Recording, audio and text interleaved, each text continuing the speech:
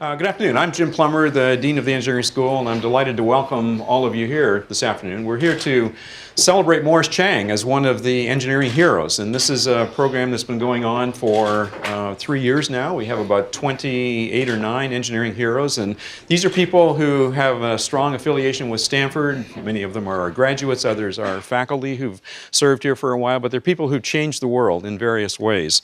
So we'll talk a bit more about Morris in just a second, but let me begin by recognizing several other people who are here. John Hennessy, who is president of Stanford University, also an engineer, and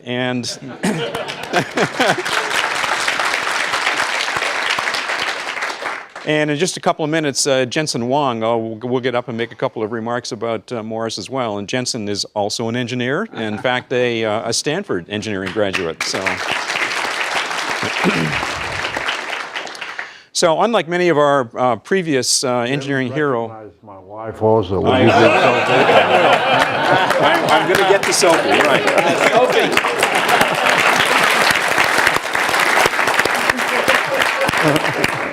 That was actually in my next paragraph here, but anyway, but I'll do it again. Good. So I also wanted to note that most of our Engineering Hero events actually have been evening events, but this one is actually being held as part of a regular Stanford class, the Entrepreneurial Thought Leaders class, and so we're delighted to have all of the students who are part of that class here to help us celebrate with Morris this afternoon. We have also a number of TSMC executives here. We're delighted to have all of you with us, and we also have a number of people from the Global Semiconductor Association, including Jody Shelton, who was helpful to us in organizing this event as well. So the way we're going to proceed this afternoon is that the main event will be a conversation between John and Morris. We'll leave time at the end for questions for those of you in the audience who might have interesting questions or comments to make. But I did want to say a couple words about the Engineering Heroes program before we do that. So as I said, there are roughly 29 people we recognize to this point as heroes of the School of Engineering. The latest class of people includes the founders of Google, Sergey Brin and Larry Page, Sally Ride, who was an astronaut and a proponent of science education, and historically people like Fred Terman, Bill Hewlett, Dave Packard, and Vint Cerf are also on our list of engineering heroes. As you go out the auditorium at the back, to the right there's a wall there that has a plaque actually for each of our engineering heroes. So Morris is a Stanford PhD in electrical engineering, and since you got me off track, I forgot the paragraph. So I did. I'm sorry. I did want to recognize not only your wife Sophie, but also Jensen's wife Lori. And we're delighted that Lori could also be with us.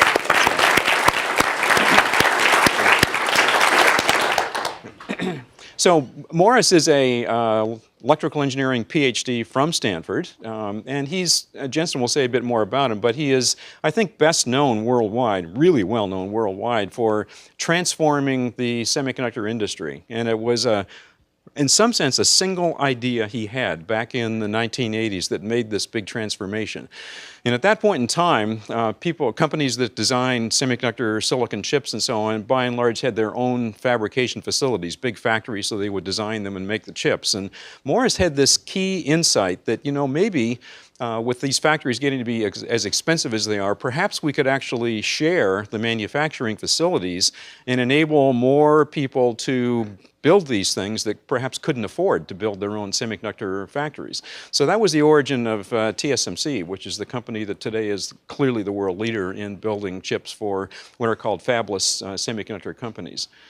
Now, the consequence of that has really been transformative because not only did it result in lower costs for many companies, but it resulted in a wave of creativity and innovation because people could now start a company designed to design semiconductor chips and do it with a few people and count on a manufacturing arm at TSMC to actually build the components that they would think about designing. So he transformed in a very real way the semiconductor industry, and I'm sure John will talk a little bit about him, talk a little bit about that with him this afternoon. So with that brief introduction, let me ask Jensen Huang, who is a graduate of the also electrical engineering department here at Stanford, just to say a few words because he knows Jensen, he knows Morris really quite well, and he was going to say a few words about his relationship with him. Okay. Good afternoon. First of all, both Jim and John, Professor Plummer, Professor Hennessy, that is, excuse me, were both of my professors. And I don't know if any of you have been so fortunate to have been taught by either of them, but I am rather the product of your work. So if you're... And you don't hold it against us. So this is what it looks like when we grow up. Okay, we can okay, Jim. Morris, the world is full of successful people, frankly, but heroes are rare. And I think that we understand the difference between the two. There is a difference between success and impact. And I'm really glad that this is partly a class, because I think that Morris, his career, his philosophies, TSMC, its strategies, its core values, is absolutely a study in industrial revolution. There is no question about it. And all of you who are interested in starting companies, changing the world, building things that matter, this is a wonderful study in that. Impact. There are very few companies that I know, that any one of you know, in fact, who has had a greater impact on society as TSMC. When I met Morris almost 20 years ago, the concept of building semiconductors, the concept of building a chip, starts with build a factory.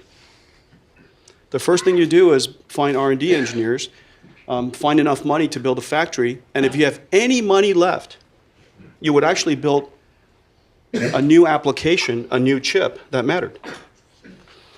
What Morris did with TSMC, his insight, was instead of being a product company, TSMC would be a platform company. It would build no products. It would enable other companies to build products. That insight, although so clear now, potentially one of the most sustainable semiconductor manufacturing business models going forward, the foundry business model, was absolutely unclear then. Was absolutely unclear then. If you look at their impact today, over $30 billion in sales, almost 1,000 customers. Instead of manufacturing one or a few products very, very well, they manufacture umpteen thousand products at a time. This is a company that manufactures, that makes something that I have utmost confidence right now as I speak that every single person in this audience has in his possession. This is the only company that I know that at this moment there's something in your possession right now that is manufactured by them.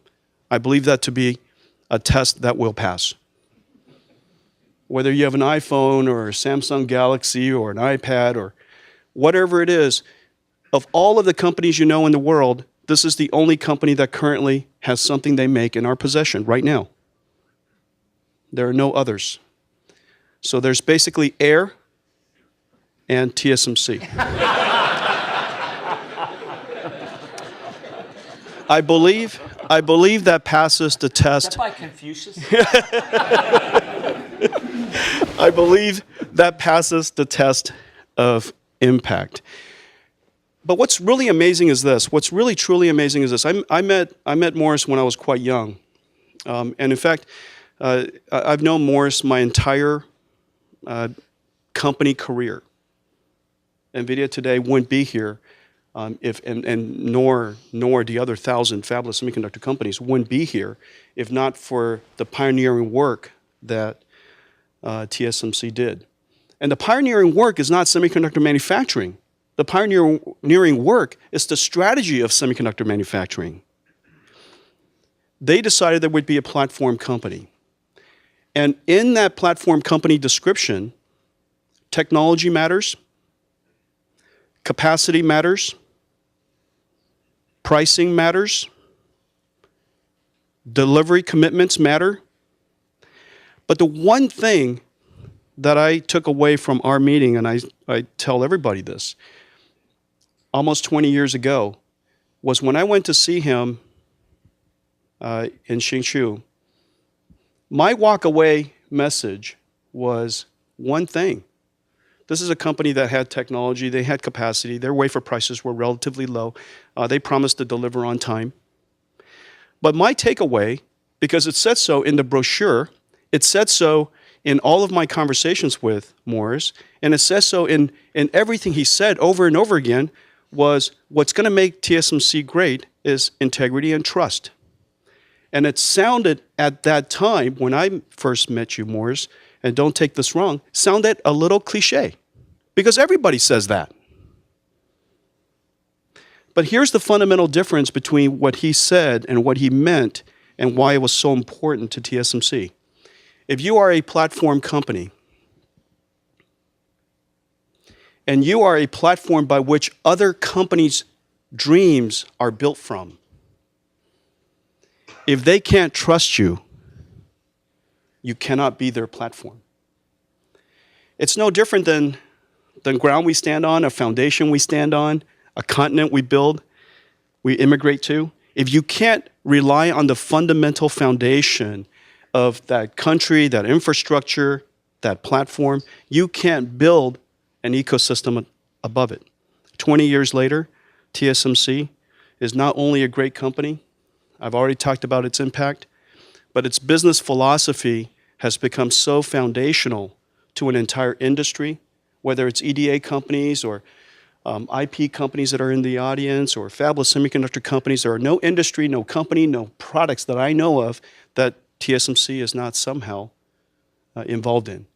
And it came from that singular vision that trust and integrity was foundational to their business. Let me just tell you a couple of stories. I've known Morris a long time, and I have a lot of business stories, but they're not very interesting. I have some personal stories that I think you'll find interesting, and it says something about his commitment and his courage. Hard to tell which one is which at the moment as I tell you the story. You decide. I think it was 1999. You will know the date, but I think it's like 1999. And it was a Friday afternoon. I got a phone call. My admin says Morris would like to drop by to see me on a Friday afternoon. And it was like my last meeting, and I was expecting TSMC sales to accommodate him, but he showed up by himself. It was him, his pencil, and his black book.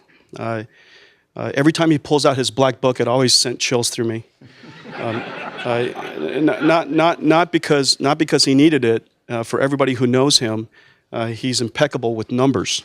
He's impeccable with numbers. He probably still remembers how many wafers I needed that year. But he dropped by and he wanted to see me. And we talked, and he asked me about business and the new products and my wafer needs for the year coming, and he wrote it down. We had a nice chat, and he left. Nobody at TSMC knew he came. I found out later that he was checking up on his customers, and in this case, it was me, and he was on his honeymoon. And I am one of the few people in the world that can say I was with Sophie and Morris on their honeymoon. That's my first story. I can't tell if it's a story of commitment or courage. Hard to say. I wanted pick a good story that exemplifies, or both. My second story was, this is just a few years ago, and usually Morris sends an email and says he'd like to chat, and then we talk on the phone. And he had an announcement, and this announcement is that he is going to have a career change. He is going to be the CEO of TSMC again, and at first I was happy for him. I pretended to be happy for him, and the first thought was, isn't there a driver's license that you need to be a CEO of a company? And he's turned 75. This is a guy who can write on his resume, when I was 75, I applied for a job as a CEO and got it. And Who was the chairman of the board? And I think that there are many CEOs in the world. There are many successful people in the world, and we all love what we do, and we love what we built.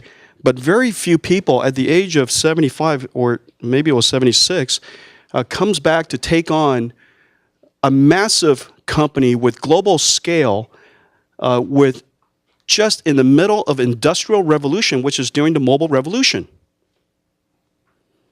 And not only that, he delivered what I would estimate to be the best 5 years of his career. And it's a little bit like Jack Nicklaus 2 weeks ago saying, you know what, I think I'm going to finish all the rounds of the Masters and win it. So this is an don't forget, being a CEO, as you know, of a large enterprise, is mentally, physically challenging. I mean, this is a full contact sport. And to do it now, and to do it the way that you've done, is really, really extraordinary. Morris, I want to say on behalf of everybody here that we've seen a lot of success over the years, but we've never seen impact like what you've made. And on behalf of all of us, you're my hero. Thank you. Thank you.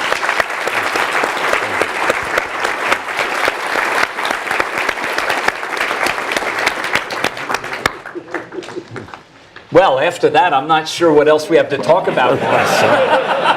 That's right. But let's start with the point that Jensen made, the tremendous impact that TSMC has had. Not only the creation of the fabless semiconductor industry that I think couldn't exist without that leadership, but also the tremendous impact it had on the Taiwan semiconductor manufacturing and really being the spearhead for the growth of that industry. Did you anticipate those kinds of changes when you began the company? Did you think you could have that kind of impact around the world? No, not at all, John. Actually, the very idea, the new business model, the pure play foundry business model, now everybody thinks that it was a pretty clever idea. But at the time, it was really a solution that was looking for a problem. Because, as Jensen said, it was meant to be a platform. The problem was that at the time, nobody needed that platform. There were very few fabless companies in existence at that time. There were maybe 20-some fabless companies. Now, even those fabless companies did not think that they needed a TSMC. But they felt that they would rather go to Toshiba, NEC, Hitachi, Fujitsu, or even Intel or TI for fab service, foundry service. Now, of course, I mean, those big guys, the Japanese companies, the Intels and TIs, really didn't want them, you know. And they would make wafers for the little fabless companies only at a very steep price, not a financial steep price, but the price of wanting their designs for their own sales, for their own product sales. But still, we were not trusted enough, our technology was not trusted enough that they would come to us. And the big companies obviously didn't need us. Now, so it was a solution waiting for a problem to happen. Now, the problem happened pretty quickly in the early 90s. And I think that our existence certainly helped to accelerate the formation of a lot of fabless companies. There were maybe 25 fabless companies in the whole world in 1985, 86, and then 10 years later, there were 400, 500 fabless companies. And some of the big ones were started in that period, in that 10-year period. Yeah. I mean, having worked in a fabless company, been involved in starting 2 of them, one before TSMC that had to do exactly as you said, go form partnerships with the big players who this was not their primary business. And then forming one at Atheros with TSMC. It was night and day. Yeah. Completely different kind of experience. Right. Yeah. Right. I So know. talk about the impact on Taiwan as well. I mean, the catapulting of Taiwan into the semiconductor manufacturing business in a big way. I think in many ways we were the first in Taiwan. We were not the first semiconductor company in Taiwan. Taiwan had other semiconductor companies before TSMC started.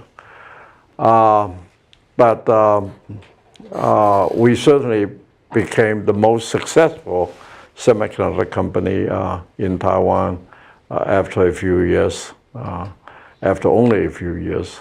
And also,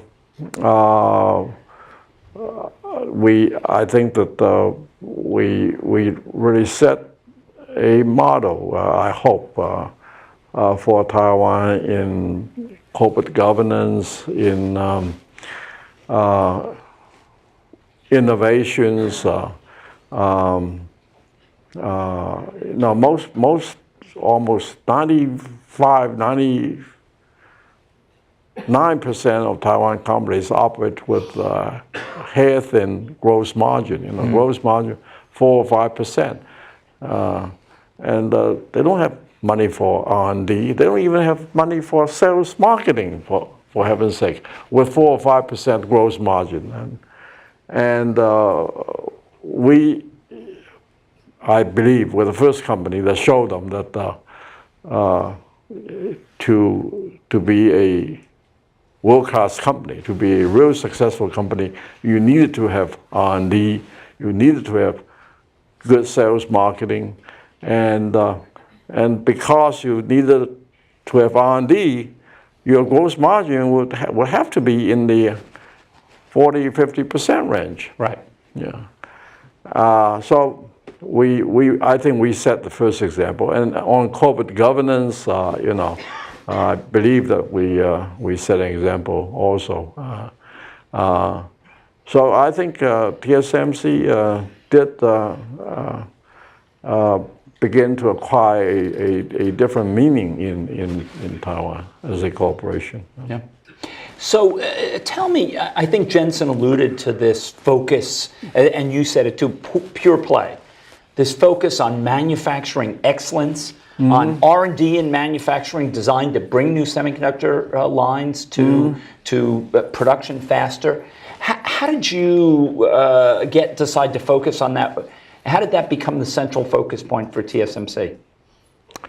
Well, because one reason, in fact, maybe the principal reason, was that at the time I started TSMC, I had already worked in the industry, semiconductor industry, for 30 years. Right. I joined the industry in 1955 and started TSMC in 1985. And I had already been the head of the largest semiconductor operation business in the world, Texas Instruments. TI, right. Yeah. So there was a Song Dynasty Chinese poem that said that to be the leader, the first thing you have to do is to climb to the top of a high building and look down on all the available roads in the world. And I did that actually at TI. I occupy perhaps the height of the industry, yeah, and looked at all the available routes. And there wasn't really any for a newcomer to compete, you know. So I had to figure out a new road. And the new road was this new business model. Yeah. But then, of course, the problem was that it was a solution looking for a problem. But happily, the problem occurred. You know, I And think Jensen was one of the problems. yeah, that's right. It was one of the good problems that occurred. But I think you undersell this point, Morris, because there were some earlier attempts at silicon foundries, but they had mixed business models. They were CAD tools combined with companies that had manufacturing lines, they never put the focus on manufacturing excellence. I think Jensen hit on trust. You want your customers to trust TSMC. You better be manufacturing excellence. Yeah, that certainly, and I mean I owe a lot to a lot of people. I owe a lot to my own family, my own early upbringing, which did instill in me values of integrity and being trustworthy and so on. I owe a lot to the education I received. Stanford. Stanford, although I spent only 2.5 years, well, I must mention Harvard and MIT as well. Right, exactly. And, but the 2.5 years I spent at Stanford getting my PhD, I think were very important years, decisive years for me, because I had started to work already in the semiconductor industry before I came to Stanford for my PhD. And I have to say now that before I started working, my studying at MIT was really not serious. I really didn't know what I wanted in life. But then I started working, and I knew what I wanted now when I came to Stanford. I have been at TI, I've been in industry for 6 years already, and I have been at TI for 3 years. And I was on the rise at TI. And they sent me to Stanford to get my PhD. I already knew what I wanted. And I was a very, very diligent and serious and hard-working student. That was the only time I was a hard-working, diligent, serious student. So I'm sure the students would like to know the secret of finishing a PhD in 2.5 years. Being diligent and hardworking. Good. That's the right answer. So tell me how the pieces of your education fit together. As you said, you were at Harvard first, and then you switched to MIT. Right. Yeah. Right, and then went to work before you came here. Yeah. What happened there? Why did you switch from Harvard to MIT? Harvard's not such a bad place to get a degree from. Not at all. It was, in fact, even now, I consider that to be my most exciting year. I was freshman. I just spent the freshman year. But remember, the time was 1949 to 1950. And there were very, very few Chinese, there was no Chinese Chinese American politician. There was no Chinese American, even businessman.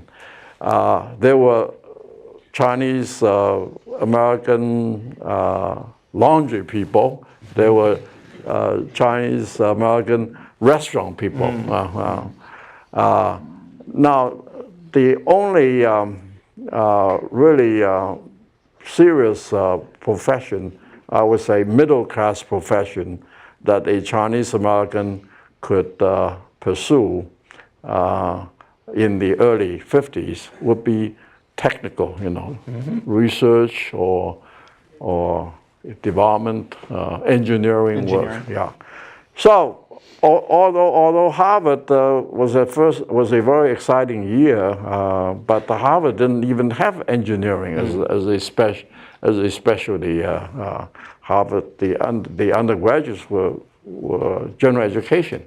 I didn't think I could find a job, a good job anyway, if I got a bachelor's degree at Harvard. So We probably would have still let you in, Morris. Well, so I switched to MIT the second year, and I switched to mechanical engineering. Yeah. Oh. And then, as I said, I really wasn't all that interested in mechanical engineering or in engineering at all. I was a lot more interested in politics, business, economics, general things, So that's why Harvard was far more interesting to me than MIT turned out to be. But I went on, of course, anyway, and in fact I wanted to get a PhD at MIT. However, I failed the PhD qualifying exam. And they allow you to take it twice, I think it's the same rule as Stanford. They allow you to take it twice, and I failed both times. So what was I to do? And I decided that I would just go to work. And I was kind of sick and tired of mechanical engineering anyway. So I went to work for a new semiconductor company, Sylvania. And then after 3 years at Sylvania, the new semiconductor division of Sylvania, after 3 years, and I remembered one classic address that the general manager of that division gave to all his indirect employees, and there were maybe 150 of us. We were gathered in the cafeteria, and he made one classic comment that I remember to this day. He said, our trouble at Sylvania is that we cannot make what we can sell, and we cannot sell what we can make. Now, ever since then, I've tried to stay away from that. At TI later, and of course at TSMC, and I should say I've successfully stayed away. Yeah. Well, that's why TI and TSMC around Sylvania isn't. So. So tell me about the time when you first returned to Taiwan. You headed ITRI, I first went to Taiwan. Went to Taiwan. Yeah, right. Yes, went to Taiwan. Taiwan was a strange place to me. A new place, a strange place when I first went there in 1985. Yeah. Yeah. So that was the first time you had actually been there. Well, I had visited it a few times. Yeah. But so you returned to head ITRI, to head this industrial group that the government had. Right. Yeah. Tell me about that time and how that influenced your view of the semiconductor industry and what could happen in Taiwan. You mean ITRI? At ITRI. ITRI had a semiconductor pilot line, actually semiconductor development project for 10 years, ever since 1975. In 1975, the premier of Taiwan, the prime minister of Taiwan, had the foresight to start a semiconductor development project in Taiwan, in ITRI, in this Industrial Technology Research Institute in Taiwan. And it got its technology, well, it sent out invitation for bids for people, American companies, to transfer technology, semiconductor technology to ITRI. And there were several bidders, and the winning bidder was RCA. ITRI got its technology, early technology, CMOS technology, from RCA. And then from that point on, they started to follow, to continue to develop their technology. The problem was that it was only a development project.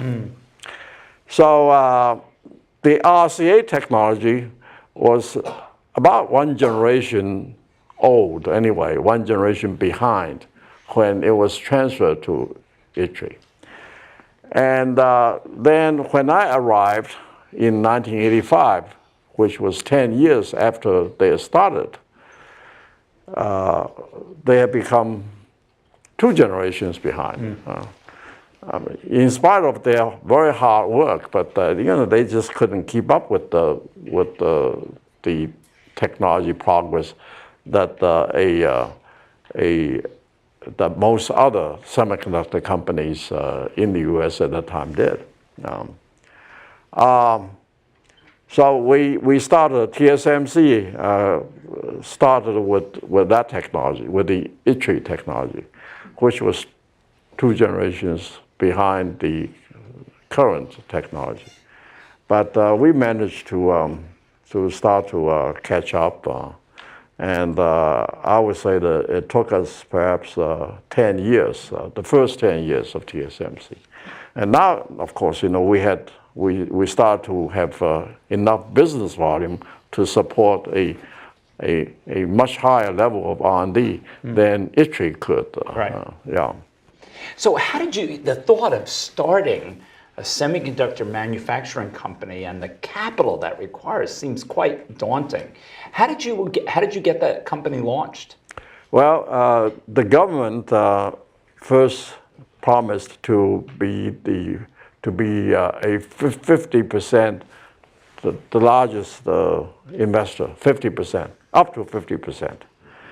And so it was my job to get the other 50%. Of course, it turned out that even though the premier promised that the government would invest 50% in TSMC, I still had to get the bureaucracy's agreement, which took actually not just a few months, but also a lot of heartache. Yes. Yeah, Patience of a saint. Patience, yeah. But of course, the harder part, of course, was to get the other 50%. And the premier told me that I needed to get a technology, a multinational technology company to be an anchor investor. And then if I get this multinational technology company to be the anchor investor, then it would be easier. He would help me to get the rest from Taiwan business community. So I spent about 8 months to get Philips. Well, actually, I had written letters to a lot of people: Intel, TI, Toshiba, Hitachi, NEC, Sony. And actually, 3 companies gave me presentation opportunities. Intel did, I wrote to Gordon Moore, and Gordon wrote back said that he said that I have asked Craig Barrett, who was at that time his CTO, I think, to see me. So I talked to Craig twice, 2 separate occasions. But at the end of the second occasion, he said, no, we're not interested. And TI the same way. Saw him twice, saw TI twice. I went to Dallas twice. And the same way, at the end of the second meeting, he said no. Mark Shepard said no. Too bad for him, huh?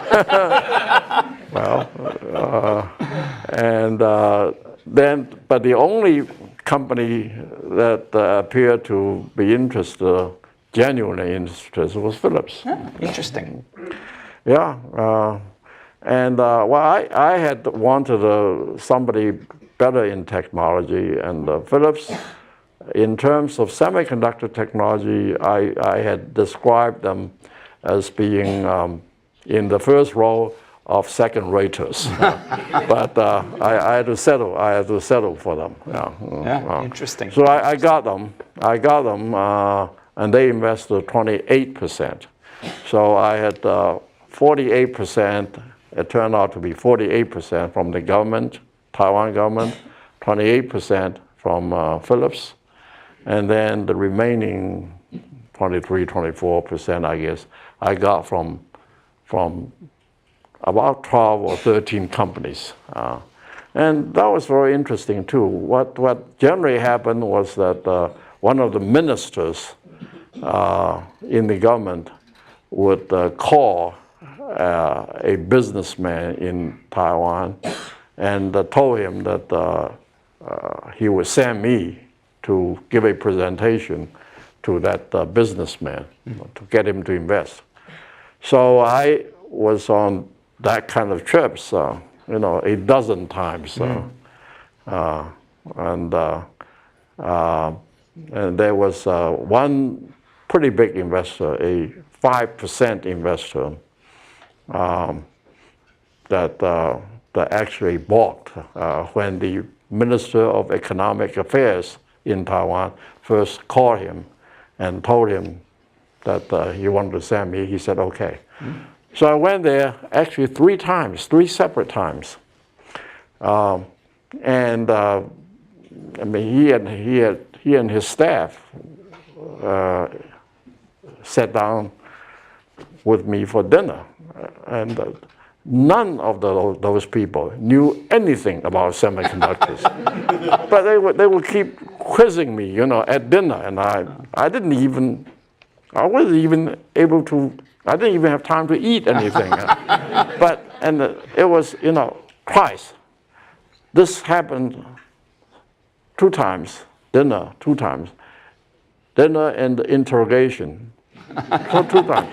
And then he called the Minister of Economic Affairs, the big businessman, called the minister back, said, no, I'm not going to invest. Well, the minister, of course, was unhappy, but he told the premier that. The premier said, let me call this guy. And so the premier told me later that he called this guy. The premier also told me, he said, I told him, the government has been very good to you in the last 20 years. You better do something. You better do something for the government now. Well, that worked. That worked. Any way you can get the money, I guess. That worked. Yeah, that worked. Yeah. So when you look at this, you look at what's happened historically. It's really fascinating because in the late 70s and early 80s, I think there was this thought that Japan would take over the entire semiconductor industry. Yeah. And in fact, that has not been what's happened. In fact, there was the rise of TSMC and Taiwan semiconductor industry. Then now mainland China, Korea, obviously. How do you see what really caused this kind of evolution and these changes? Well, I really think that the problem with the Japanese industry was that they never created a fabless industry. Right. It was the fabless industry in the United States that came up with all the innovations, almost all the innovations in the last 20 years. So, I mean, there was this industry, Japanese semiconductor industry conference, 5 or 6 years ago. And I was invited to attend, but I was not invited to participate in a panel that they had.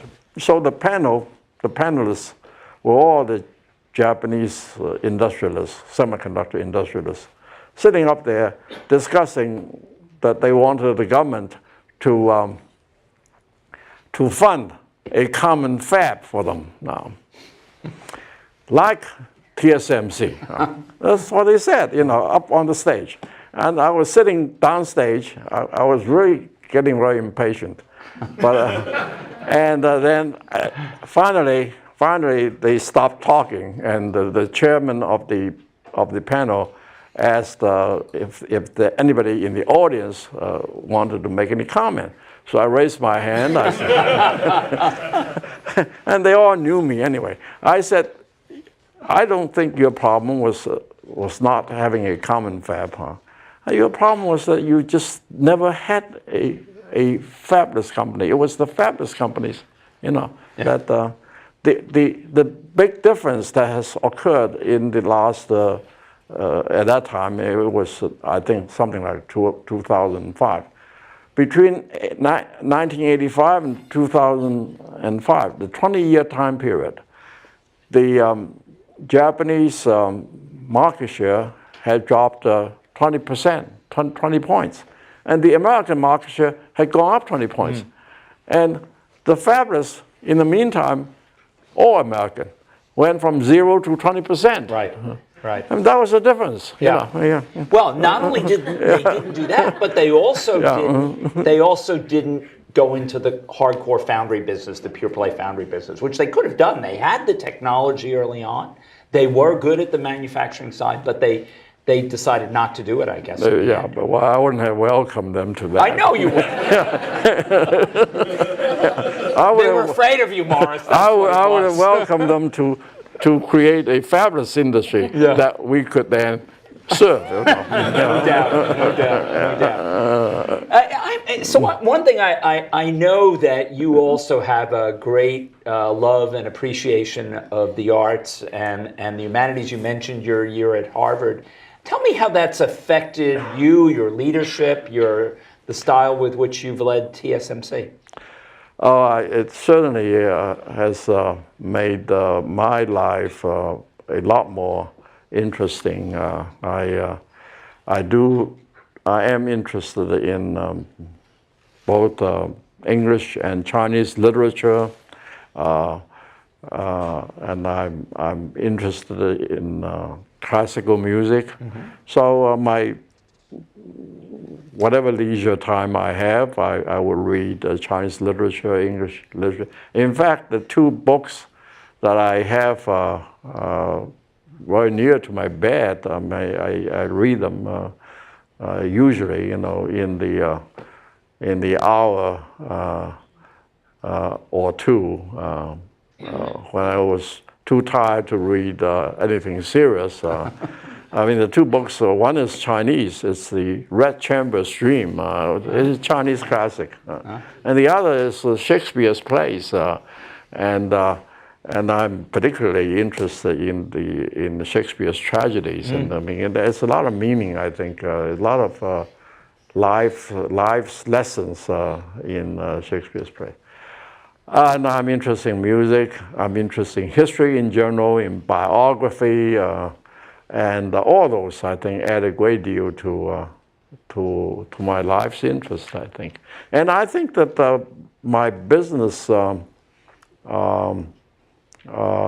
experience, I think, benefits from some of these lessons that I learned in outside reading too.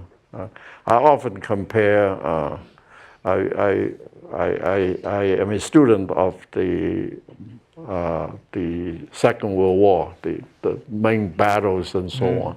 Often compare the competitive battles that TSMC goes through with competitors, compare them with the battles in the Second World War. Stalingrad and all that stuff. Stalingrad, that's a tough one to start with. The Siege of Leningrad. Stalingrad was the one I was very interested in because, well, actually the Midway, the naval battle. You know, the Japanese commander couldn't make up his mind whether to keep the bombers on deck or the fighters on deck. You know, and he changed it. He changed. Well, you know that too. Yeah, he changed it, and that cost him the battle. Indecision is a very bad thing in war and in leading companies. That's right. That's right. Yeah. So, final question before we open up the floor. What advice would you give to the students who are here who seek to have some impact, have a life that really achieves great things? And most of them will be in some engineering discipline. What advice would you give them? Learn and think. Both are important. Both are important. Very well. Here I go to a Confucian statement. Learning and thinking are both important. If you just learn and don't think, then you quickly become lost. If you just think and don't learn, then you quickly run out of material to think.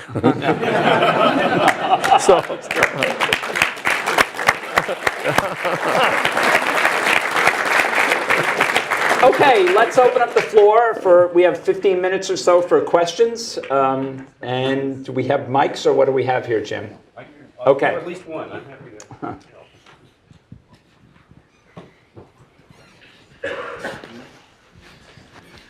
The conditions you describe at the founding of TSMC are very similar to the conditions that exist today in the MEMS industry. And I know I'm sorry, I have a little trouble hearing. Yeah, could you be a little louder, perhaps? Hello?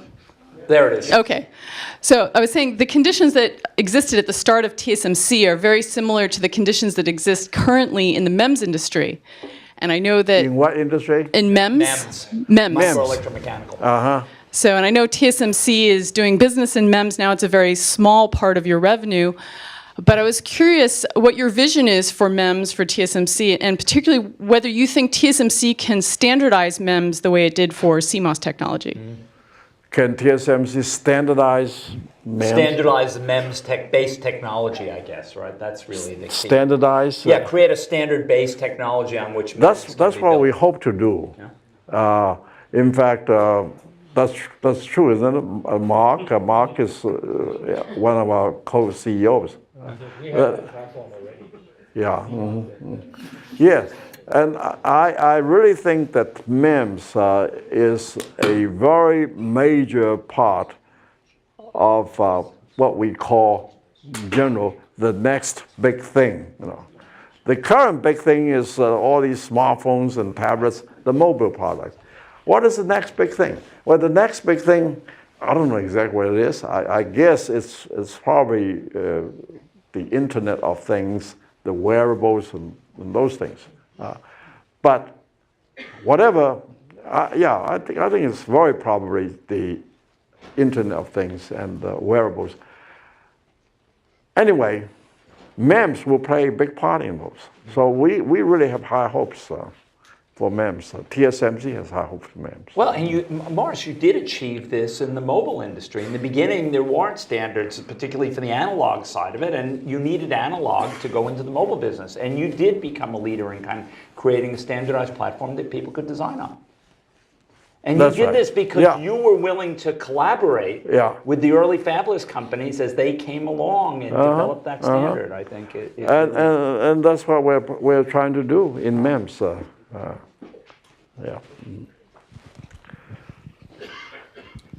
So when you spun out of ITRI, do you think that could have been done just as a start, or was it really important to have a government foundation there and it kind of spun out of that? And the second question then is that a useful model to think in terms of manufacturing generally around the world, or especially in the U.S., spinning out manufacturing capability out of our national labs? I really think that the Taiwan, the TSMC, ITRI, Taiwan, the three were in combination. I think that was a pretty unique one. First of all, I didn't go to Taiwan to start TSMC at all. I went to Taiwan to be the president of ITRI. And I thought I was going to retire in that job, you know. And the person that recruited me to that job was not the same person that asked me to start TSMC. In fact, the two of them were not friendly to each other, you know. And the person that eventually asked me to start TSMC was unhappy because the other guy had recruited me to the ITRI job.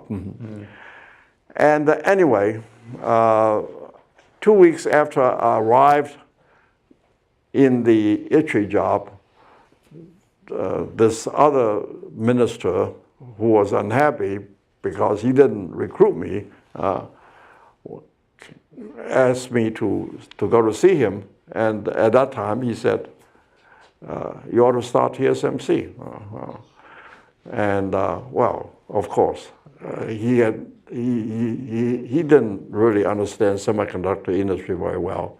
So when he said you ought to start a semiconductor company, he meant something like the conventional IDM. You know?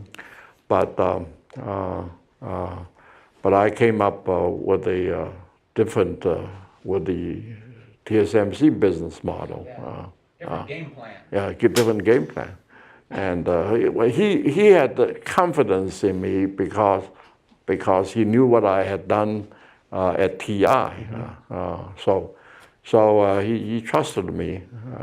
So even though he didn't understand what a foundry was, he trusted me. Yeah. So you think it was a unique situation, or could that model be more generally expanded? I think it was a pretty unique situation. You first you have to start with the insight that the Taiwan government had back 10 years earlier in 1975 when they started this the seed group, this development group in ITRI. It was pretty big money for them at that time. It was, you know, even just the RCA contract, the technology transfer contract, was $4 or $5 million, which was big money for the Taiwan government at that time. And then sustaining their own development activity, and that probably cost a few $1 million a year, you know. And that was pretty big money for the Taiwan government. But they did it. And then, of course, when the time came, when I started to set up TSMC, and the premier, the second minister, and the premier said they would support 50%. They didn't know that it was going to be 50% of 220 million. They thought it was a much smaller number than that. Yeah. But they swallowed that also. So it was. I'll bet they're happy they swallowed that. They're very happy now. Man. Yes, exactly. Recently, some people claim that beyond 28 nanometers, the cost per transistor is not going to scale. They say that 28 nanometer is the last technology node that has and is going to have basically the lowest cost. Could you comment on that, or do you agree with John, this? can you repeat that? The question is, below 28 nanometers, will we get any cost improvements in the price of per transistor Some people claim that's the end of the road in terms of price drops per transistor. Well, I think it does become more difficult, but I think it will still happen. Now, I think there's a controversy going on, and whatever. But I would say that it will continue to happen. We'll still get lower cost transistor, maybe not the decrease in cost, maybe will not be at the same rate Right. as it happened before, yeah. Mhm. Right. Right. Chairman, considering your love for literature, is there an autobiography in the works? What? Is there an autobiography in the works? Are you gonna- Well, actually, I wrote one in Chinese, and it was a bestseller in Taiwan. In Taiwan. Yeah. Appropriately so. It was the envy of a lot of professional writers in Taiwan. We sold almost 200,000 copies, which constituted a very good seller in Taiwan. And in fact, I had it translated into English by a couple of professional translators, but I didn't like the translation. I didn't like the result. And Shakespeare wasn't available, so. So I didn't publish it. I didn't publish the English version of it. Mhm, yeah. Mhm. Hi, thank you. I think you'll like this one. Any advice to a startup that specializes in buying and selling primarily secondary semiconductor manufacturing equipment on how to start a new Would I relationship with advise a TSMC? startup that specializes in buying and selling of used semiconductor equipment? Yes. And we just actually started a new office in Taiwan. I think I do think there's a market for that. Yes. In fact, even today, if we will be interested in buying some used equipment. But whether I would advise a startup like that, I don't know. I have to think about that. Yeah. But there is a market for it. Yeah. Yeah, there's definitely a market. There's definitely a market. Other questions? Yes. So I have a question. If you read Macbeth just before you go to sleep, doesn't it give you nightmares? I'm thinking of the witches there. I generally, even though I'm primarily interested in Shakespeare's tragedies, but for bedtime reading, Romeo and Juliet's a lot. Well, that's a tragedy too, I guess.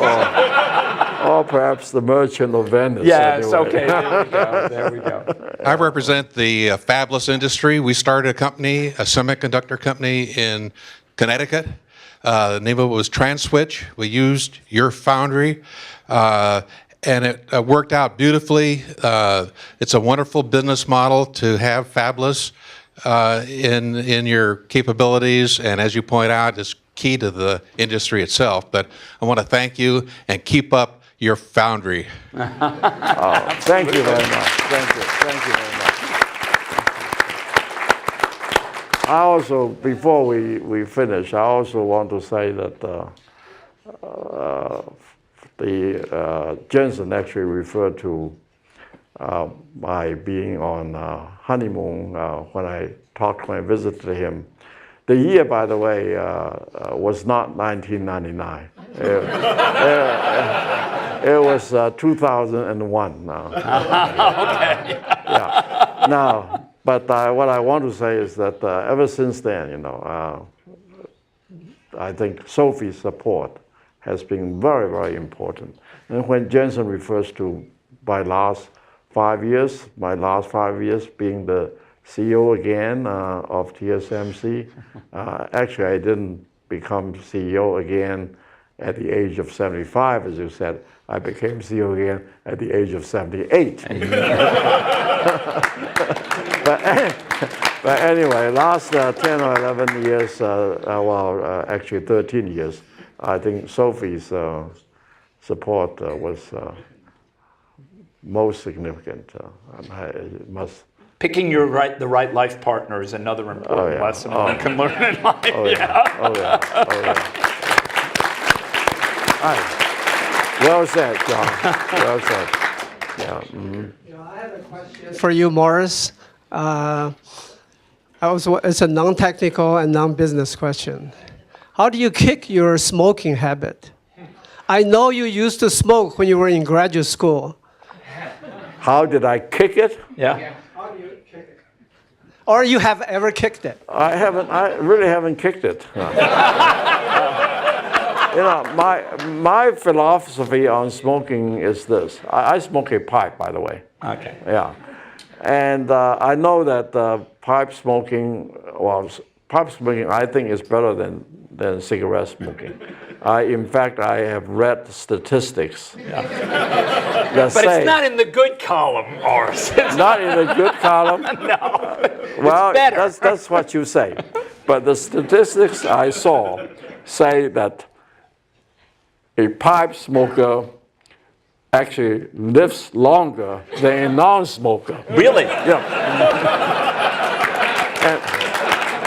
And the way I see it, This is in a journal for pipe smokers, I'm sure. the way I see it is that while pipe smoking is injurious to your physical health, but maybe it helps your mood. Maybe and I think that a person's mood is very important to his health. I try a nice glass of red wine, I think. That's right. That's All right, let's get another question here. So, Dr. Chan, I have a question. Now, everybody knows, these days, the integrated circuits process, the circuit design complexity is getting higher and higher, so the process is more complicated. But at the same time, the consumer electronics side are demanding, faster time to market, being able to deliver a product in a shorter life cycle. So, in your view, how do you, or what would be the challenge facing forward in balance out these two different requirements that are coming in I'm the? sorry, John. Maybe you can. I think the question revolves around the complexity of circuit design and logic design now with these complex chips has become really significant. I mean, look at Jensen's products, for example. And yet there's demand to deliver products in ever shorter periods of time. How do you see those two really meshing together and being resolved? Well, I think that there is a tendency that the fabless companies are consolidating. I think there'll be fewer in 5 years or 10 years. So there are. I think some of them will be acquired by others.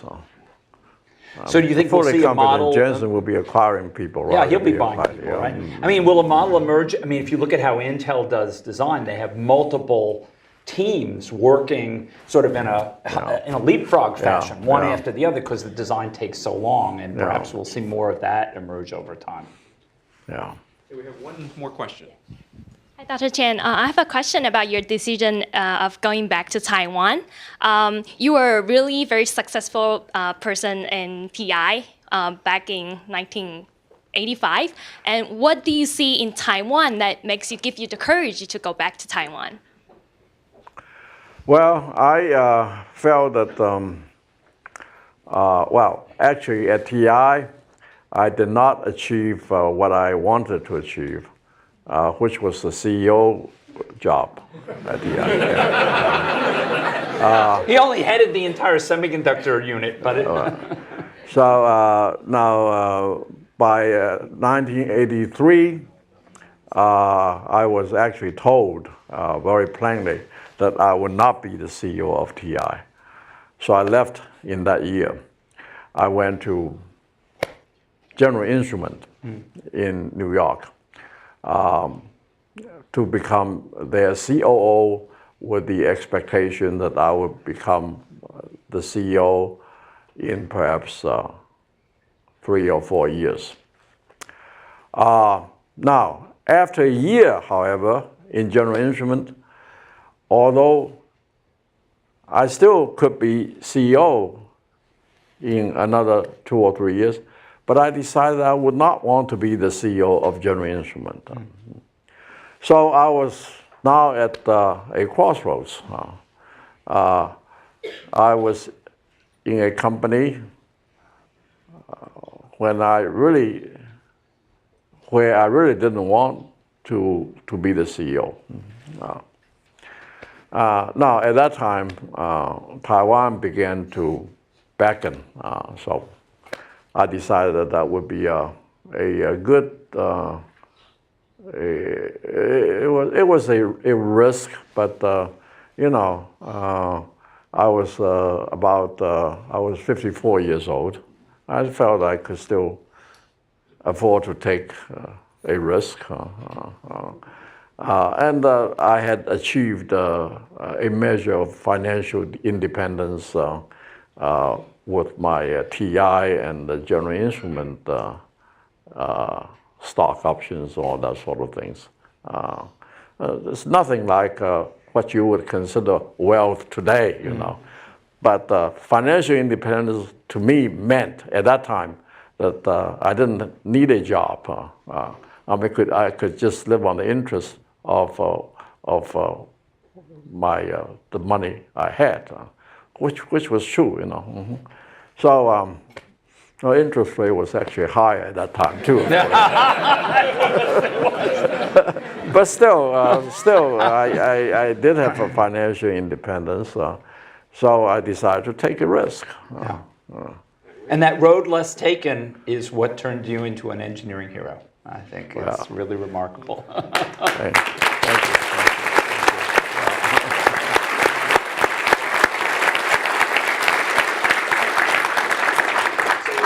One more really quick question. So, I hope it's a good one. I hope to. Segueing from your point about the CEO, so what are the top 3 things or 5 things, whatever you want to share, you feel would be important for a CEO, or I mean, maybe in a corporate and in a startup? What are the top 3 or 5 things that you think are important for being a great CEO?